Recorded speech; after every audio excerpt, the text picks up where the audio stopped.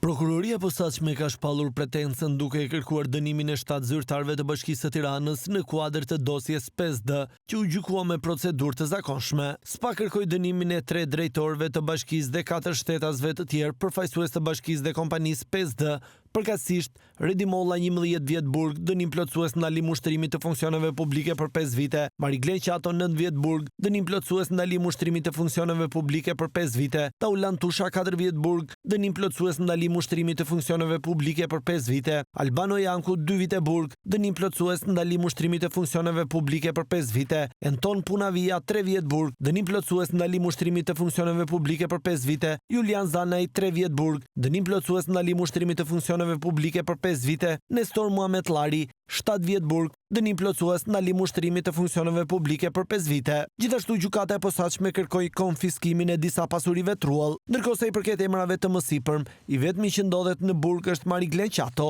Të gjithë zyrtarët akuzohen për korrupsion, pastrim parash dhe mos deklarim pasurie. Redi Molla dhe Mariglen Qato, thot SPAK, kanë qenë pronarët de facto të shoqërisë 5D Construction SHPK, duke përdorur pronar fiktiv, ndërsa vetëm në këtë dosje të dërguar për gjykim kanë marrë 12 tendera duke përfituar rreth 2 milionë euro në periudhën 2016-2020. Më herët gjykata e posaçme ka shpallur fajtor duke dënuar 4 prej të pandehurve që u gjykuan në këtë proces të ndarë për dosjen 5D, por që nuk do të bëjnë asnjë ditë burg. Drejtoresha e klubit Shumë Sport është Debora Keçi me 3 anëtarët e komisionit të vlerësimit të ofertave, Teuta Guri, Jetion Mera dhe Renaldo Gjerazi, u dënuan me shërbim prove për shkelje të barazisë së pjesëmarrësve në tendera. Sipas SPAK, ata krijuan kushte dhe privilegjuan kompaninë 5D të drejtorëve të Bashkisë së Tiranës në mënyrë që të shpallej fituese në procedura tenderash.